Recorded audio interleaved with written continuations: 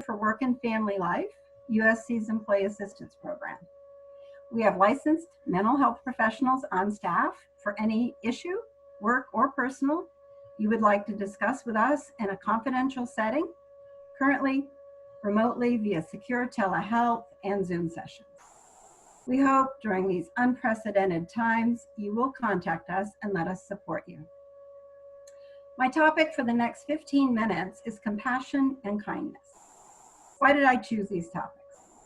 Well, it's something my daughter asked me. During these recent times, we are making decisions every day in every walk of our lives. But have we stopped to run those decisions through our core values so that our decisions reflect kindness and compassion? Maybe we have. But even if we have to stop and think about it for a minute, perhaps some further insight into what kindness, empathy, and compassion really are would be helpful. For instance, ask yourself, have I received, or better yet, have I offered compassion to someone at work recently? What do I need to be conscious of in order to be more kind and compassionate? Let's start with a quick exercise. Have you noticed anyone around you recently who could have used some support, perhaps even for you just to listen to them? If so, how did you react? Did you listen? If you did, how did it feel to offer that support? How do you think it felt to the person you supported? Do you think they thought you were being kind, empathic, or even compassionate? Let's see if we can get a better handle on what it means to be kind and compassionate with some clearer definitions. Next slide, please.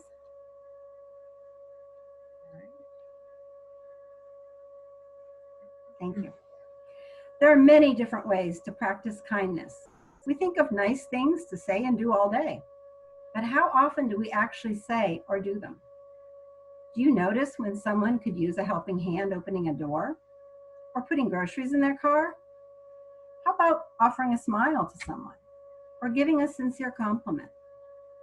What about taking a homemade meal to an elderly neighbor or sending an email thanking someone for an act of kindness? You could tell someone how special they are to you. Or how about refusing to gossip? Now I understand, given how careful we have to be during this pandemic and with social distancing, you might have to work a little harder to find these opportunities to be kind. But I promise you, they are there and you do know how to find them. And kindness doesn't just mean being kind to others. It also means being kind to yourself. We tend to be our own worst critics. So ask yourself, how have you treated yourself lately? Have you been kind to yourself? Do you speak gently and kindly to yourself and take good care of yourself? And if not, why not? Don't you deserve to be treated with kindness and compassion too? Being kind strengthens our relationships and contributes to an all-over satisfaction in life. Kindness is also about telling the truth in a gentle way when doing so is helpful to another person. Receiving accurate feedback in a loving and caring way is an important part of a trusted relationship. There's a book called Random Acts of Kindness that offers hundreds of random acts of kindness. And here are just a few that I took out from that book. Smile and say good morning to someone. Pay it forward by buying coffee for the person standing in line behind you. Let another driver merge into your lane with a smile on your face. Pass along a wonderful book you've finished reading. Take a moment and write down just one thing about either something you've done or something you would like to do for someone that relates to kindness. When you do this, it causes a ripple effect.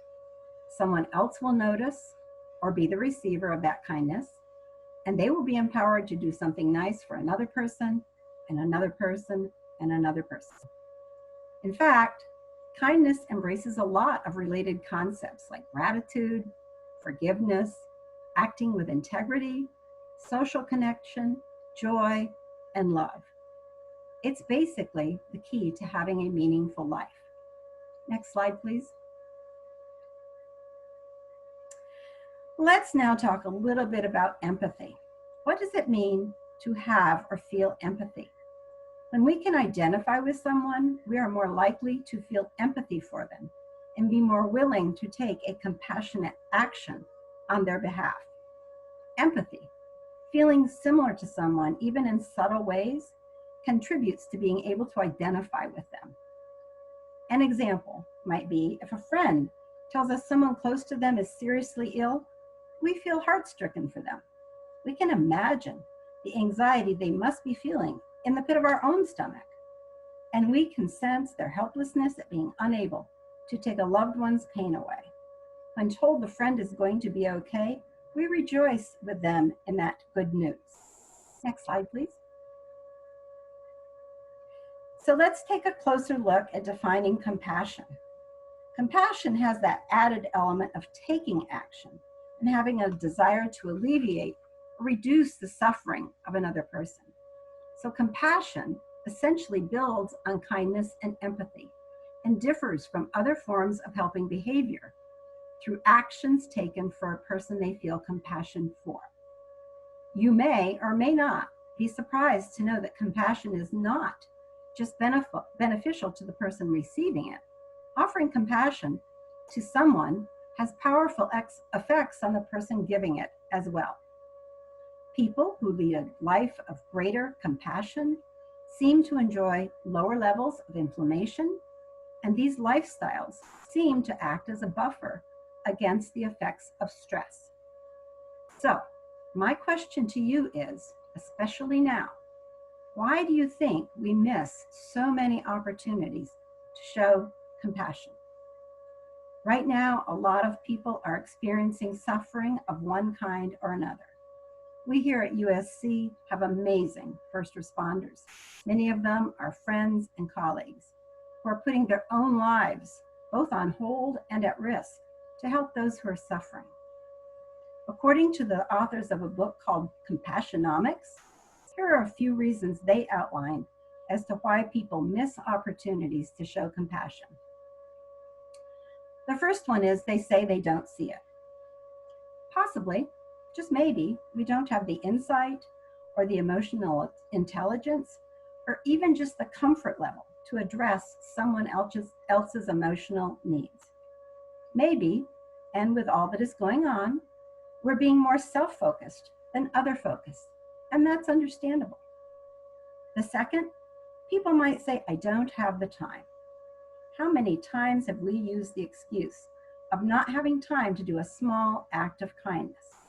But if we think about it, how long does it take to offer a smile, say hello, or hold a door open for someone? This is one, if we thought about it, we could do.